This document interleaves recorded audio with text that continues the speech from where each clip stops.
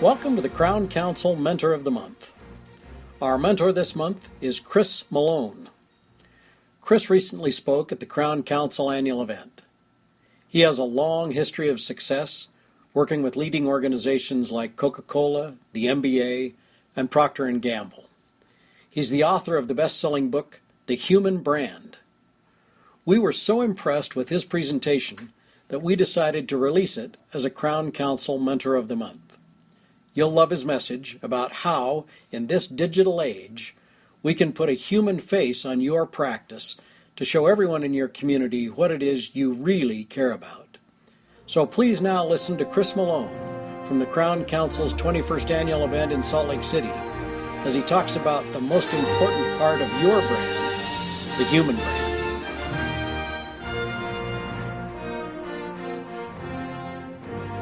So here we are. We are in the digital age of dentistry. How does that feel? Does it feel like the perfect world we were promised it would be? I mean, just think of all the stuff that we've got, right? We've got our digital x-rays. Don't have to deal with the film anymore.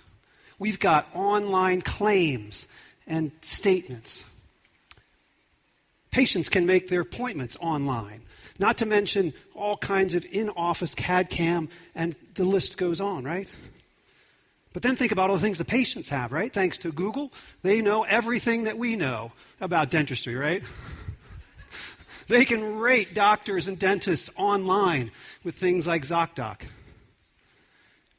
They can search and choose a dentist pretty much in the same way they buy a handbag or a hotel room. Seems a little strange, doesn't it?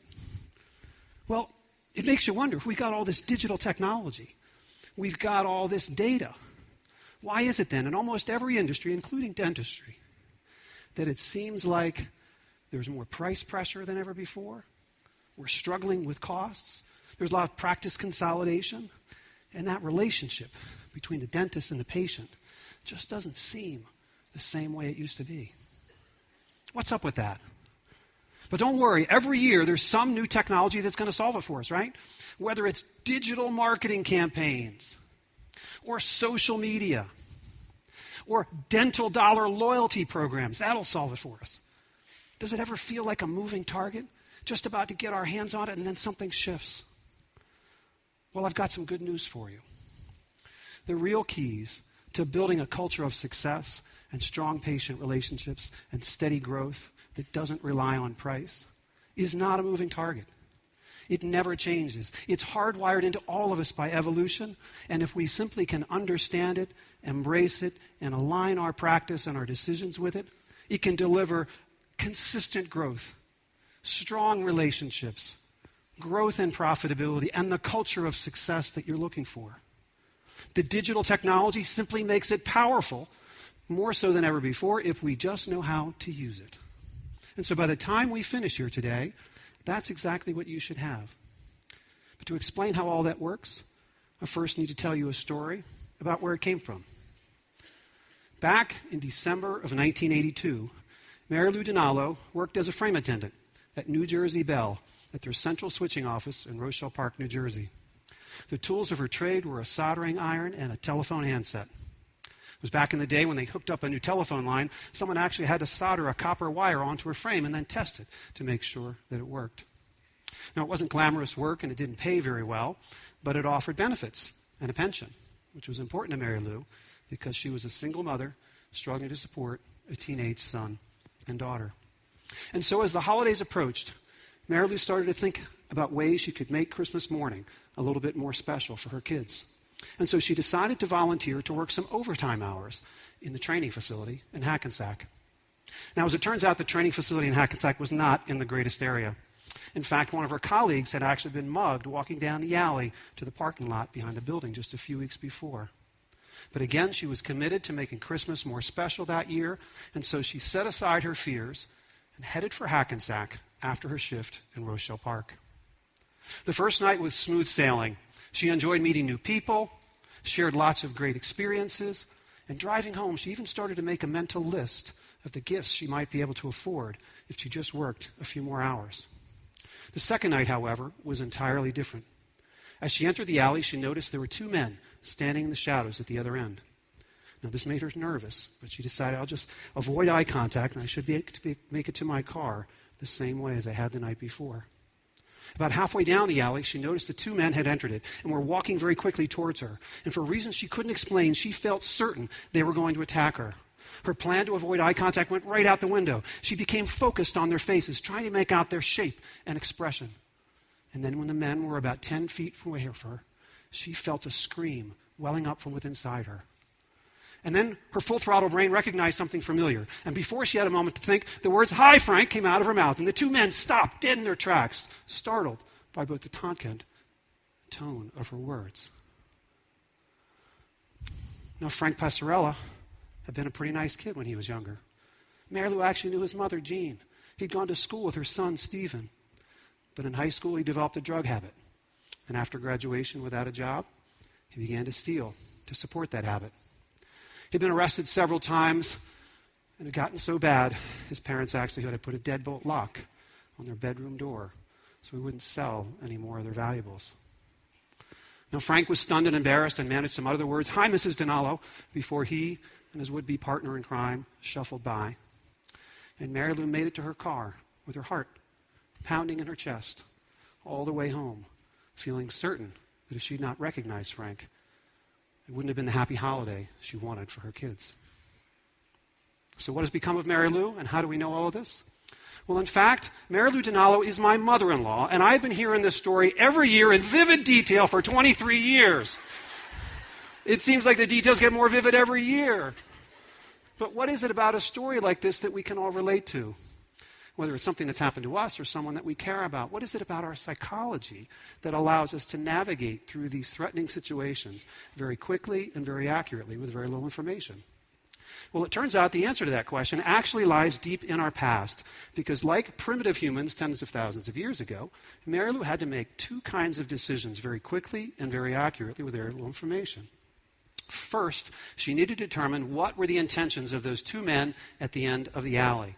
Were they friends or foes? Going to help her or hurt her? Give something to her or take something from her?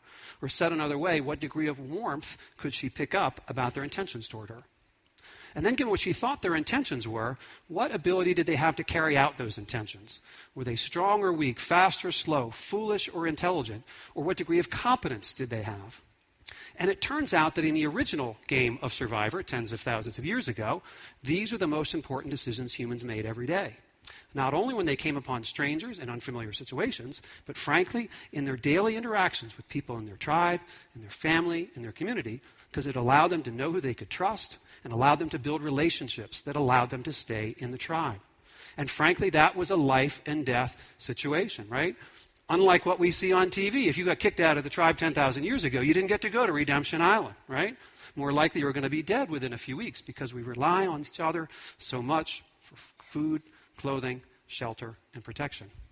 And so through evolution, humans became hardwired to make these judgments continuously, all the time, whenever we're interacting with another person. We do it almost without thinking, relying on facial expressions, body language, tone of voice, appearance, and all the senses we have to pick this up. And we're making these judgments continuously, every day, guiding us throughout our lives. It turns out social psychologists have been able to show, through research in over 40 countries, these basic warmth and competence perceptions actually drive over 80% of human behavior. So let me explain a little bit how this works.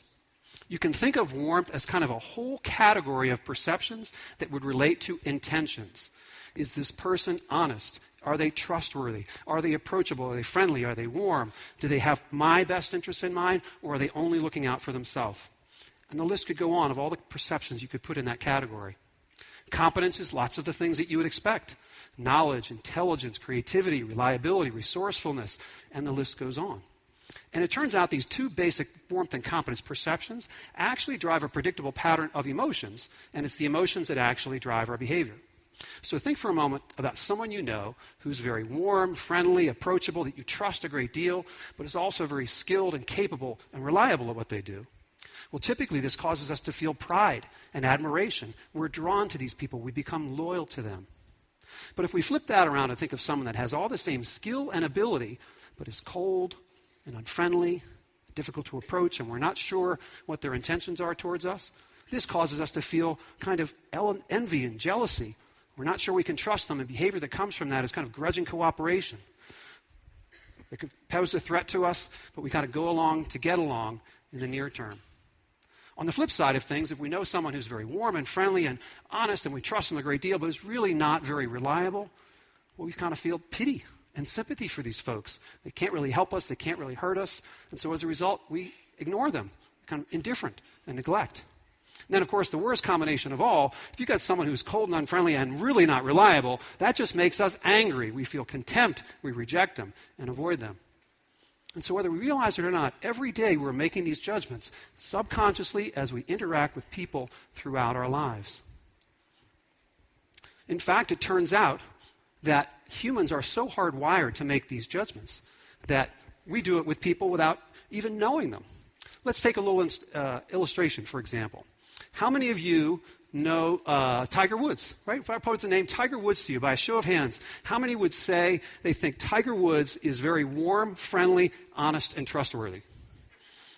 All right, not all at once, right? All right, but how many would say he's at least pretty competent, capable, and skilled as a golfer?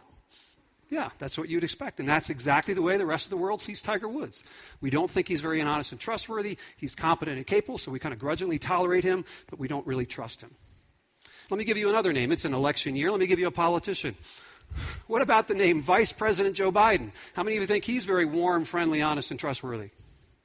Well, there's some out there, more than Tiger Woods.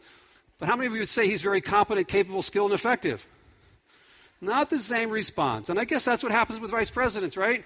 They mean well, they can't really get anything done, and so we ignore them. It won't surprise you, perhaps, that someone like Oprah Winfrey is seen as very warm and very competent. She's got a very loyal following. And actually someone like Fidel Castro down in Cuba, not seen as very warm or competent, and we contempt and rejection toward him. And it turns out that we are so hardwired as humans to do this. It's not only people that we judge this way. We see almost everything around us through this lens. So, for instance, there's research been done to show how humans perceive different animals on the basis of warmth and competence. And here's what they find. Upper in the upper right-hand quadrant is where you find your dogs and cats and horses that we love. Down in the lower left is where the rats and snakes and lizards that we detest. The lions and tigers and bears are down with kind of distrust and envy. And in the upper left-hand quadrant is really the place you don't want to be, because that's where the cows and pigs are that get eaten for lunch and dinner, unfortunately. And it goes beyond this, of course. Actually, they've been able to show that actually even computers and websites, whether we realize it or not, we're judging them on the basis of their warmth and competence. We see them as a reflection of the warmth and competence of the people who created them, the people on the other side. So computers as social actors and websites as social actors. And so when I first became exposed to this work back in 2009, I was shocked. I was like, gosh, if there is such a powerful force guiding our behavior, how come I've never heard of it before? And it turns out that just in the last 10 years, it's been recognized as the universal way around the world that all humans perceive, interact, and form relationships with one another. And so I was inspired and said, I think this might be a big impact on how we do business in the world. And so I reached out to one of the world's leading authorities on warmth and competence, Dr. Susan Fisk at Princeton University, and I said, I have a hypothesis. I have a hypothesis that your model not only guides our behavior socially, but also guides our behavior in business and how we build trust and loyalty with our team members and with our patients. She said, well, let's give that a try. And so we spent the next 3 years conducting research on over 45 companies and brands, asking their customers and employees how they perceive them on the basis of warmth and competence. And here's what we found. Up in the upper right-hand quadrant, we found lots of well-known nonprofit organizations, some of the most respected companies in the world, Johnson & Johnson, Hershey, Coca-Cola, Amazon, and so on. On the lower left-hand side, we find lots of national banks, insurance companies, oil companies, and tobacco companies, all the companies we are so frustrated and distrustful of.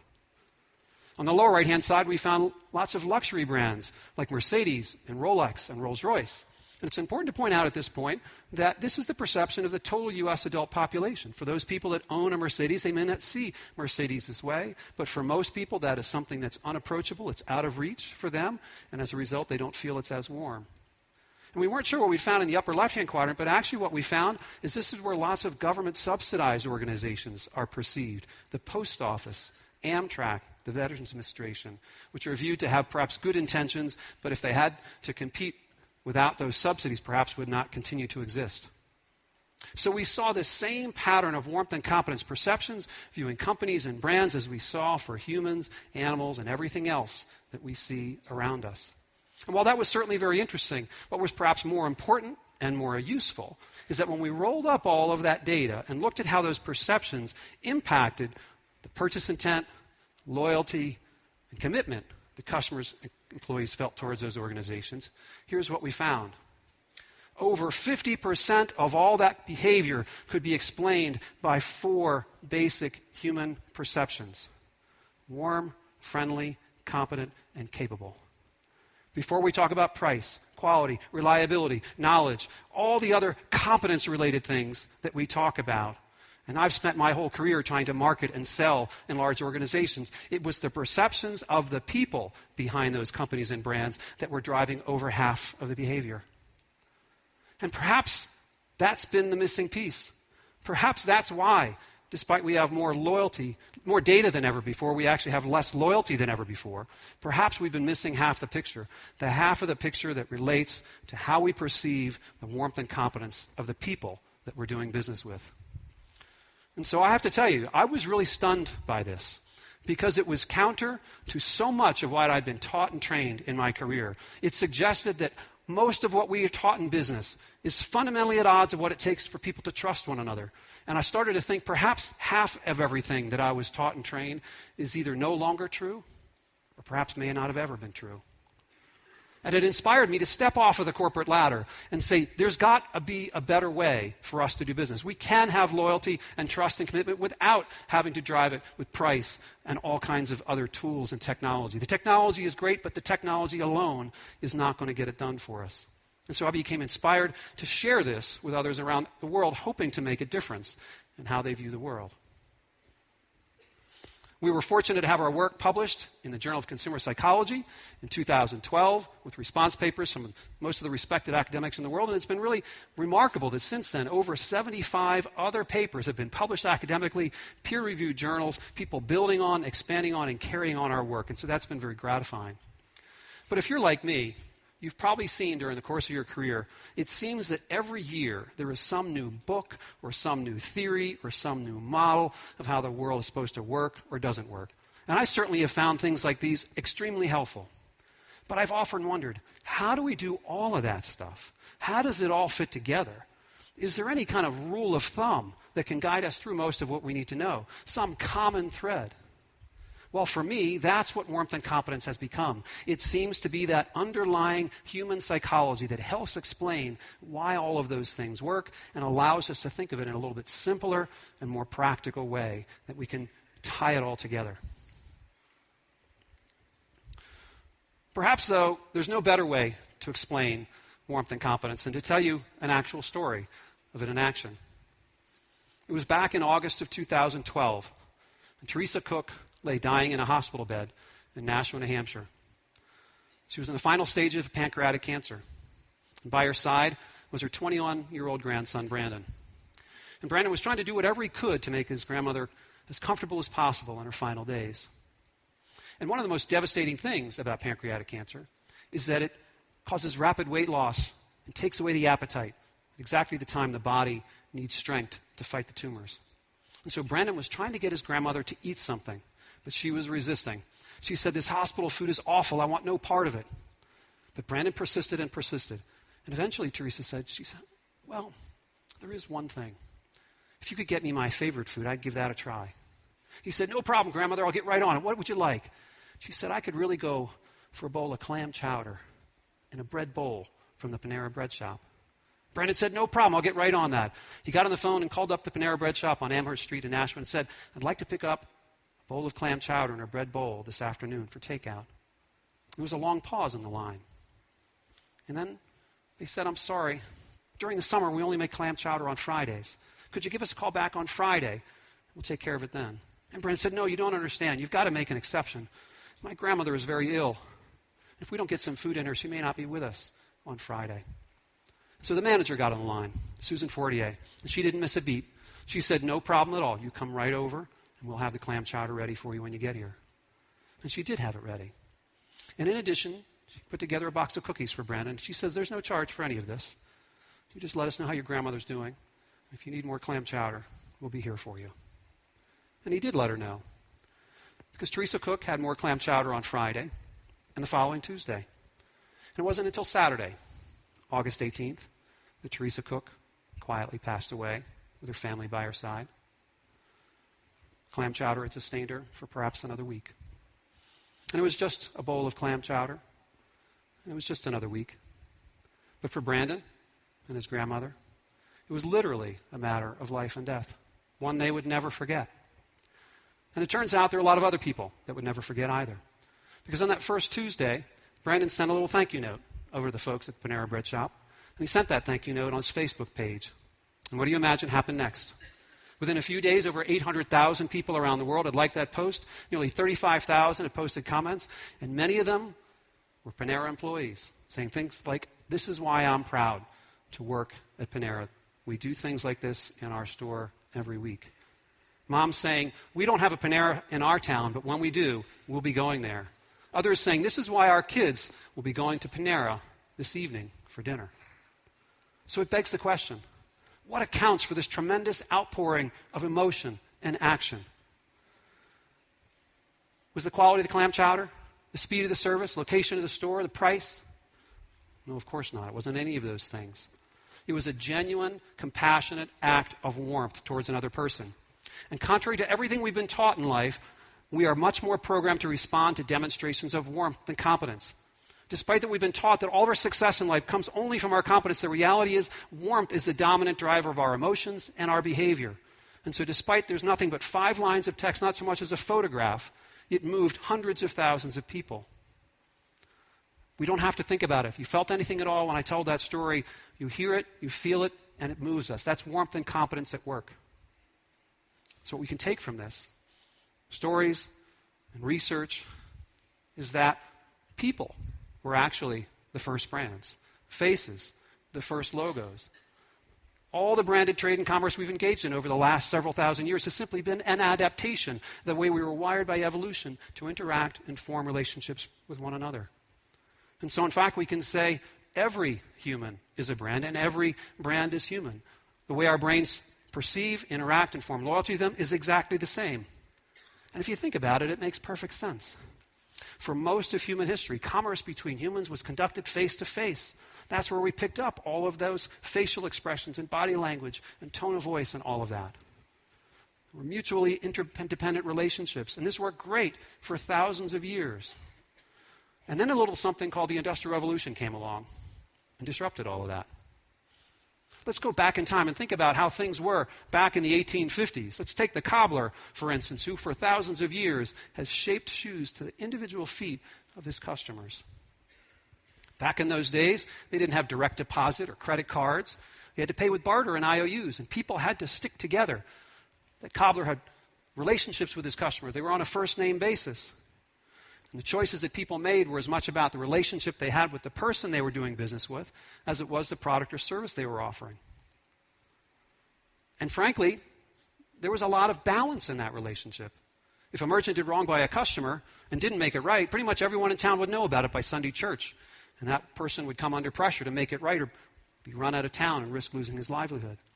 There was a social accountability that ensured equilibrium and balance and commitment among them. Then comes the Industrial Revolution, mass production, mass distribution, mass communication. The shoes are made in a factory. They're shipped across the country. This was tremendous for economic development, reductions in cost, increased availability, tremendous growth. Companies and brands became very large. And along the way, the balance that used to exist, the relationships that used to exist between merchants and their customers really became impractical. You couldn't have a relationship with people on the West Coast if you were making your stuff in Chicago. That's where distributors and intermediaries, retailers and wholesalers came in. And so this notion of relationship with the customer kind of became impractical. To fast forward now to where we are, now do we not only see the people who make the shoes, we don't even see the shoes, right? We buy them online. They show up in a box. We don't like them. We send them back. And along the way, you could say it's almost be the mass dehumanization of commerce between people. But now, After about 150 years of what I would call the Middle Ages of marketing, something's changing. Thanks to e-commerce, social networks, mobile devices, the whole world is now getting wired the way evolution wired us to interact and hold others accountability. Now it's if someone has a good experience or a bad experience, it's not that everybody in town knows about it by the end of the week, it's everybody in the country knows about it by the end of the day. It's warmth and competence on steroids, turbocharged by digital technology. And that's what the story of Brandon and his grandmother was really all about.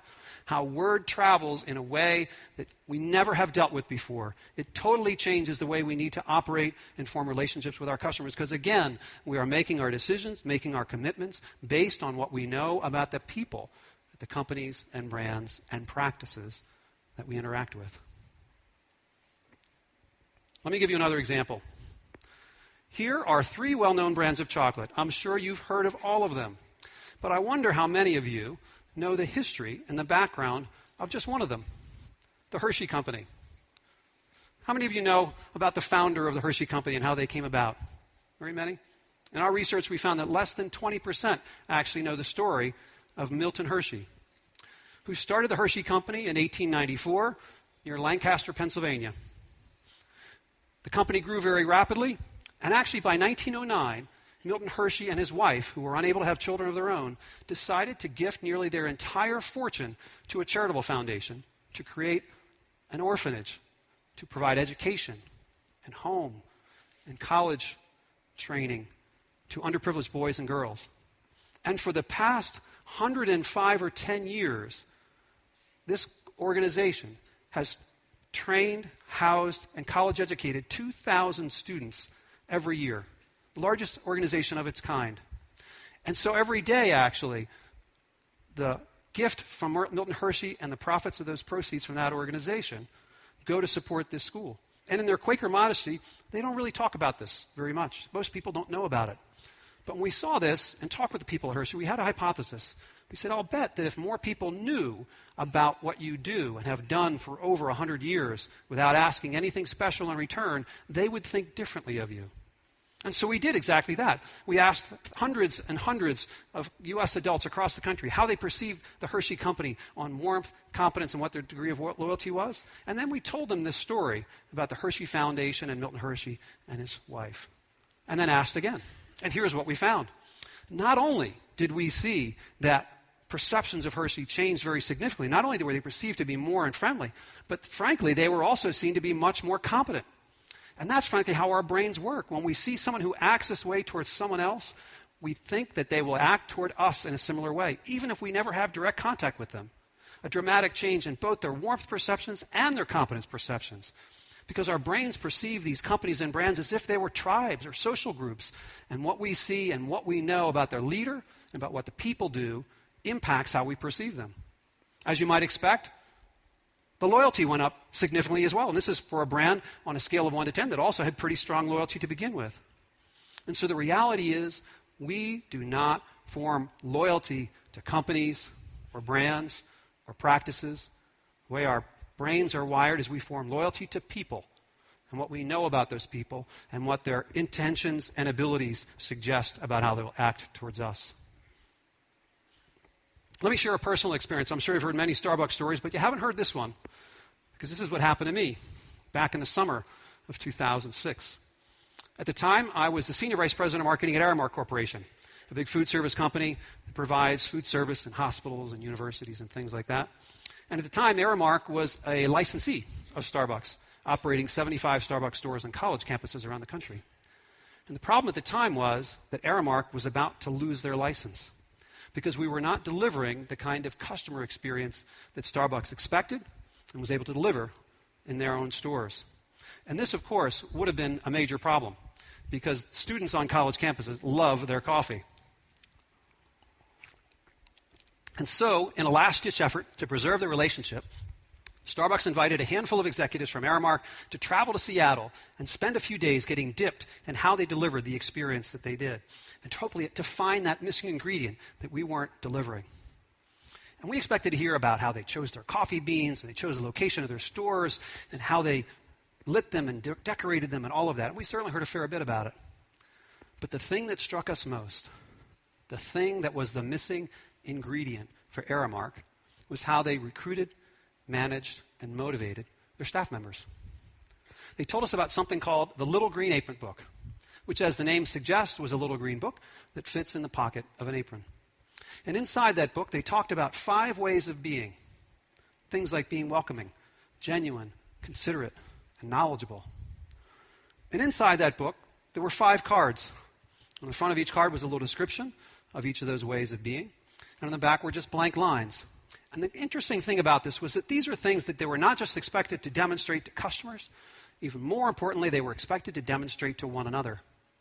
And we were extra surprised as well that this wasn't just an idea that sat on a shelf or in a drawer or what have you. In the back room, they had an apron, and on that apron were little cardboard cup holders that they used as pockets. And in those pockets, they would place those cards every day because 5 or 6 times a day, they would catch each other in the act of doing one of these things right. Whether it's offering a kind word or remembering a guest's name and presenting them to each other and encouraging and celebrating and recognizing when they were doing those little gestures. At the end of the month, they would gather them up and send them to the district office, and then they would be written up into stories that would be shared across the organization, celebrating, encouraging, and recognizing all the ways that they were acting out these 5 ways of being.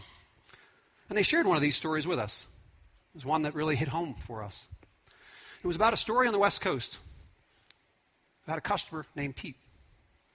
Now, Pete was a regular customer, an elderly gentleman that would come in a few times a week, have his coffee a certain way, read the paper in the corner, and then he would head home. This went on for several years. Everyone got to know Pete. And then a few weeks went by, and no one saw Pete. He said, "Hey, has anyone seen Pete? I think he has a daughter in L.A. Perhaps he's on vacation visiting his daughter." A few more weeks went by, still no Pete. And then one day, a young woman came in, and she said, "Does anyone here know a customer named Pete?" They said, "Sure, we know Pete. Where has he been? Has he been on vacation?" She said, "No, I'm sorry. Pete is my dad. And I'm sorry to say a few weeks ago he had a heart attack and passed away. And so I'm in town going through his apartment to put his affairs in order." And as I was doing that, I found something that really confused me. In his apartment, I found 2 big bags. And in those bags were Starbucks cups that said things like, "Have a nice day. Come back soon. Hope you feel better." And apparently these meant so much to my dad that he couldn't bear to throw them away. And I just wanted to come down and thank you for the obvious difference you were making in my dad's life. I never knew about it. Of course, it begs the question, what caused Pete to keep the cups? It wasn't the location, the coffee, the price, or any of those things. It's these simple gestures of warmth and compassion and consideration towards others that have far greater impact than any loyalty program we can ever create. Those little connections make a lasting impact and bring people back and form lifelong relationships. The same kinds of things you heard about from Lululemon yesterday. Another organization without the benefit of any major marketing advertising campaign has grown to over $2 billion in revenue through word of mouth, customer loyalty, and lots of repeat purchase that makes it much easier to find new customers. You don't have to compete on price. They bring new customers for you, and you grow more consistently and much more profitably as a result. Not only was it warm and competent, it was making a lasting difference. And that's really what we should be aiming for. Not a great customer experience, not customer satisfaction. The top of the mountain, the thing that is the pinnacle, is making a lasting difference in the lives of our team members and of our patients. You get all the other stuff right along with it, the loyalty, the commitment, the growth, the reduced reliance on price, if we simply aim to make a lasting difference in the lives of others. So, whether we realize it or not, whether we like it or not, every day we are all being judged on the basis of our warmth and competence. And despite the remarkable gift we've all been given to accurately perceive the intentions and abilities of others, we are all equally cursed with blinders and don't realize that we are not able to objectively see how we are coming across to others. And as a result, every day, whether we realize it or not, we inadvertently do little things that rub people the wrong way, suggest to them that we're only looking out for ourselves, and in many cases, very unintentionally, give them the impression that we cannot be trusted. Here's another story to tell you how this works in business. Back in December of 2008, when the Great Recession hit, many companies went into survival mode. laying off employees, cutting expenses, doing whatever they could to survive. One such company was a supplier of medical products in the Midwest. And like other companies, they laid off employees, they cut costs, but they also went several steps further to try to preserve as much profitability and shareholder value as they could. Despite that their sales went down by 25% in 2009, they were able to keep profits from going down only 15% by raising the price on some products, lowering service levels, increasing the size of sales rep territories, and actually canceling some unprofitable customer contracts. So as a result, despite the contraction, this being a public company, Wall Street was elated with this. Their stock price actually went up to nearly a pre-recession high. Discipline, cost management, shareholder value preservation were held out as this great example. Well, unfortunately, the adulation was short-lived because by early 2010, the company's sales had begun to plummet and a new CEO was brought in to get things turned around. And one of the first things he asked is, I can see our sales went down by 25%, but why is it the case then that in addition to that, in the last 6 months, we've lost over $1 billion in contracts to our competitors? He wasn't getting the answer he was satisfied with, and so our firm, being a specialist in this area, was brought in to get to the bottom of the situation. We asked all of their customers who had recently been won, lost, retained, or unsuccessfully bid how they perceived this company on warmth and competence and what had happened and why, as well as the account managers that handled those accounts. And what we found very quickly is that not only did they have a major customer retention problem, they also had a tremendous employee morale problem. And the feedback we got from customers, there's no other way to put it other than to say it was brutal. People saying things like, we did business with this company for over 20 years, and in our time of greatest need, they abandoned us. They raised prices and cut our contract, and we had to go out in the marketplace at the worst possible time and try to find another supplier. Employees said similar things. They were laid off after 10 years by telephone, get them off the payroll as quickly as possible. And so when those employees left, got that door open, they couldn't get the door shut again. Their best sales reps went over to competitors, taking accounts with them. So we brought this news back to the management team. And they were incredulous. They said, don't they understand? This wasn't personal. This was just business. We're just doing what everyone else was doing. Well, the reality is there's no such thing as just business. It's all personal. In fact, one customer, the way they put it was, and this was a recently won customer, the best they could say about this company is, they do okay for a faceless monolith. That's what they had become, a faceless monolith. You ask the question, how could the management team have not seen this coming? How could they not known? Well, the reality is it's a huge blind spot. So much of we've been taught and trained in business to get as much as we can, to grow as fast as we can, to profit as much as we can, is sending the message to customers and patients and colleagues that we care more about ourselves and profitability than we do about them. And as a result, it's a more transactional, less loyal environment than ever before. So, if you are serious about building a culture of success that involves lasting patient and team member loyalty, I can boil it down to you into 3 imperatives. First and foremost, we're going to have to become a lot more self-aware of how our policies, practices, and processes are perceived from a warmth and competence standpoint. It turns out that a lot of things that we've done for decades send the message that we don't care. And that word travels much further and faster than ever before. A good experience, a bad experience, it's all over now thanks to this digital technology. And so we've got to evaluate ourselves and hold ourselves to a higher standard of transparency and accountability. Because whether we like it or not, that's the standard we're going to be held to. Once we've got that feedback, we've got to be willing to make significant changes. We can't expect to keep doing the same things we've always done and have results be different. Many organizations are so set in their ways. They've done it a certain way for so long, they can't fathom doing it differently. And not until they're in really, really difficult pain do they become motivated to change. But if you can take what you've learned about how you're perceived and change before you're in dire straits, you'll be much better off. And then at the root of it, frankly, is we got to look at our priorities.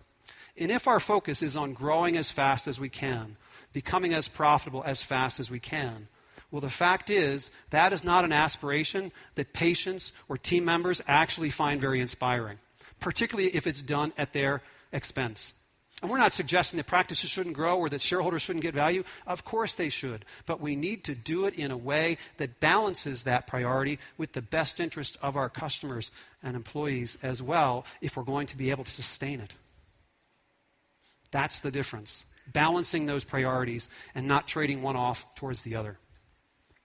So you may ask, this all sounds great, but can it really happen in the real world? Can you give me any examples? Absolutely, I can give you lots. Here's one that may sound familiar. When the recession hit in 2008, Domino's Pizza was actually already in trouble. They'd had 2 consecutive years of negative same-store sales growth, and it was clear that their pizza had fallen behind in terms of quality. And they knew that they were under increased competition from the Pizza Huts and Papa John's of the world. But frankly, the supermarket was full of frozen pizza that was pretty good as well. And so they had a really, really tough time. People cut back on their discretionary spending. Domino's and their franchisees were very hard hit. And so it caused them to have to do some internal soul searching. They sat down with customers and asked them how they felt about Domino's. And again, the feedback was brutal.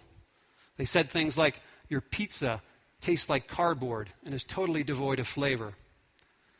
But what hurt most? Their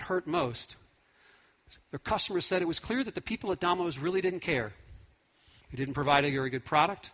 They didn't provide a very good service. And they'd have a hard time ever trusting them again. So this was difficult. And the management team set about rebuilding their pizza to have a change of recipe, but they also, more importantly, set out to have a change of heart. They spent nearly 2 years developing an entirely new recipe from scratch, testing it backwards and forwards, make sure the customers would prefer it over their previous and other alternatives. But they were still left with this nagging question. We can't just come out and say new and improved pizza. Who will believe us? How are we going to overcome the distrust and contempt that customers feel toward us? It was at that time that the folks at Domino's Pizza became inspired to do something totally unthinkable from a business standpoint, but totally natural from a human standpoint. In the fall of 2009, their CEO, Patrick Doyle, went on national television during the NFL playoffs and apologized. He said, "We lost our way. I'm sorry. We haven't delivered what we should be delivering to you. But we've had a change of heart." He even shared clips from the focus groups and showed photographs of their failures and said, "We are going to hold ourselves to a higher standard, and we'd like for you to give us another try." And what did Americans do? Well, across the country, Americans did give them another try. And in the first few months of 2010, Domino's Pizza sales growth not only grew by 10%, but every year since, Domino's revenue has grown by 10% per year ever since. No cost cuts, no layoffs, a focus on what the best interest of the customer was, and holding themselves accountable, and frankly, putting a human face on that company. Their CEO, their development chefs. You watch their communication, you'll often see lots more about their people than their pizza. And oh, by the way, along the way, all that shareholders have gotten in return for this focus on taking care of customers first is a 1,000% increase in the stock price, from under $10 to over $100 since 2009. And the reality is, if we put the best interests of our customers and our team members first, shareholders get far more back in return. It's our nature of reciprocation as humans. That loyalty and reciprocation is what we are wired to respond to. We get far more in return if we focus on maximizing shareholder and owner value by putting the best interests of our customers and our team members first. Here's another example that you may not have heard of. American Standard. This company was founded in 1875 as the American Sanitary Manufacturing Company. And for the last 140 years has been a fixture in American households as a maker of bathroom and household fixtures. And they actually played a very significant role in the development of indoor plumbing and healthy sanitation in North America. But by January of 2012, when Jay Gould joined the company as CEO, the company was literally in the toilet. In the most recent quarter, they had lost $20 million, and the controller came to Jay and said, "I'm not sure we have enough cash to make it through the year." So things were in dire straits financially. But Jay could tell that things were in dire straits with his team as well. He brought in a company known for employee engagement surveys, Dennison, and conducted a company-wide survey to ask how employees felt about the company. And they fell in the bottom quartile of all the companies Dennison had ever surveyed. And one of the things that came out of it, not only were employees dissatisfied, because frankly his predecessor had a reputation for restructuring 3 times a year and downsizing 2 times a year, so it was really a culture of fear. But honestly, they felt a lack of purpose. They could not really see how their work connected to anything more important in the world. And Jay set out to change that. And as he dug into it, he learned that over 2 billion people on planet Earth do not have access to clean water and healthy sanitation. And so they set out to do something about that. It was an area they had some expertise in. And so he sent his top engineers to Bangladesh, one of the world's most impoverished nations, to look at sanitation practices and processes. And what they found is that for a large portion of the population, all they have access to is what they call these open pit latrines, which is basically a hole in the ground with cement walls and a hole in the top. And the problem with this is that all kinds of diseases and insects and airborne pathogens are passed in and out of these latrines, causing over 1 million people to die each year from these preventable diseases. And so American Standard set out to do something about that. Rather than trying to change the way the culture was in that country, they said, how do we work within it?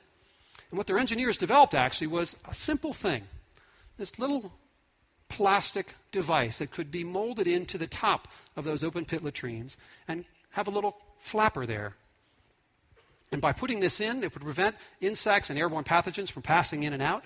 And they found a way to manufacture this for just $1.50 an item. And right off the bat, they produced 500,000 of them at $1.50 a piece and donated them to Bangladesh immediately. And through the aid organization, started to get these installed across Bangladesh.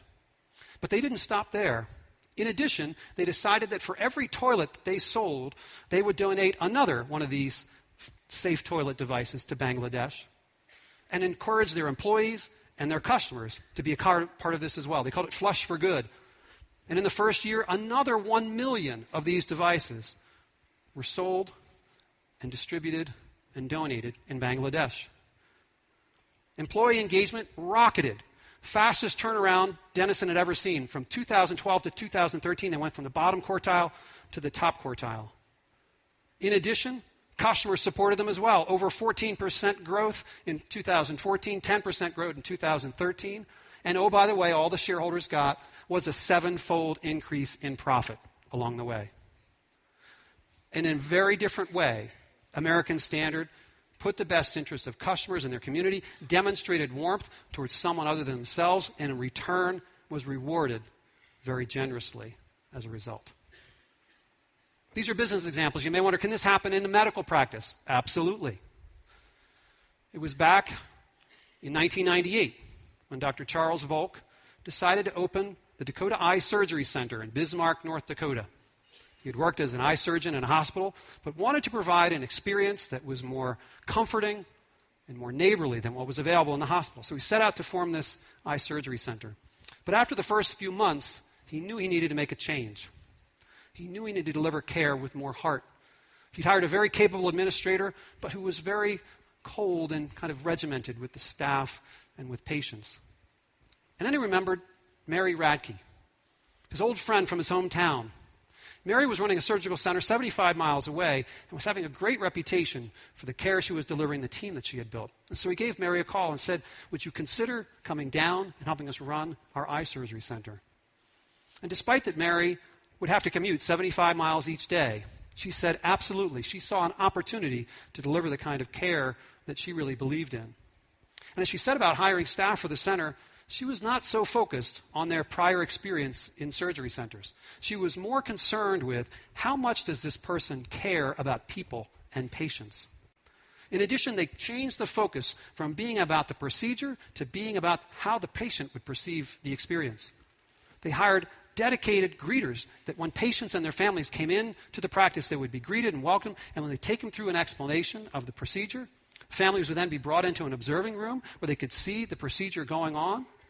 They're provided with cookies and all kinds of other things. And then, within 24 hours, every patient would get a phone call from the physician and a handwritten note wishing them well and encouraging them a speedy recovery.